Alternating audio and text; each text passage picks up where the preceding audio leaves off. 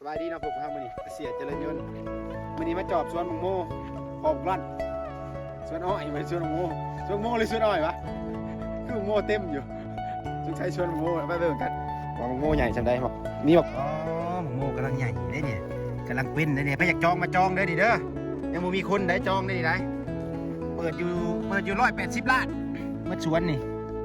ผู้ได้เสนอให้ราคาดีกะได้ไปก่อนเด้อจักไร่เอ้ย35 ไร่เด้อ35 ไร่ราคาเปิดอยู่180 ล้านบางโมเด้อบอกบางโมบ่ได้ให้ราคาดีกะได้มาก่อนได้ไปก่อนมาก่อนได้ก่อนนี่บางโมกำลังเป็นนี่เครือหนึ่งนี่ก็อยู่ประมาณอยู่4-5 หมากกูได้นี่ได้กันตัวได้มันดุกๆนี่ครับบางโมงามนี่ได้บางโมได้เพิ่นก็เต็มมาเลยนี่35 ไร่งามมาลีได้นี่นี่ก็ใหญ่เติบเลยเด้นี่เด้อีกประมาณอีกเดือนหนึ่งได้บ่เฮ้ยนี่อีกเดือนหนึ่งนี่ประมาณ2 เดือนเนาะอีก2 เดือนมาจองไว้เด้อมาจองไว้เด้อผู้ใดสนใจอย่าไปขายต่อมาหับเอาเด้ออยู่ในสวนนี่เมาเลยเด้เมาเลยเด้องานเมาได้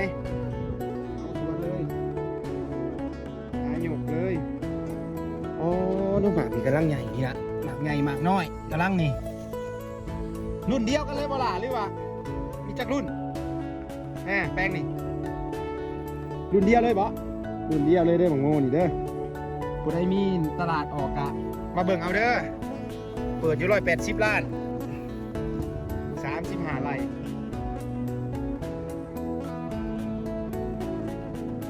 อยู่บ้านบัวคำเขตบ้านบัวคำนี่แหละแถวงานน้ำตาลนี่นะบัวคำนี่อยู่โรงเห็นนี่ใครสนใจก็ติดต่อมายายเก็บยังยาย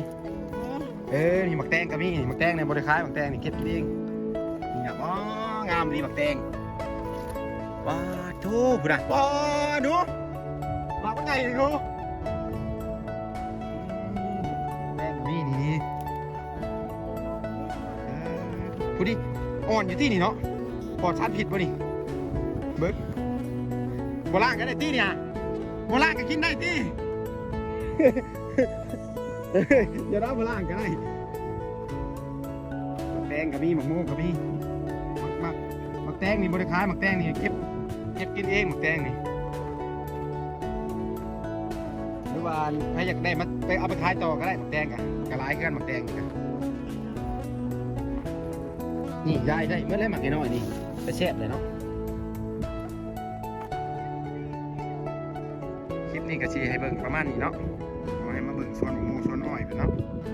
คลิปหน้าว่ากันใหม่สบายดี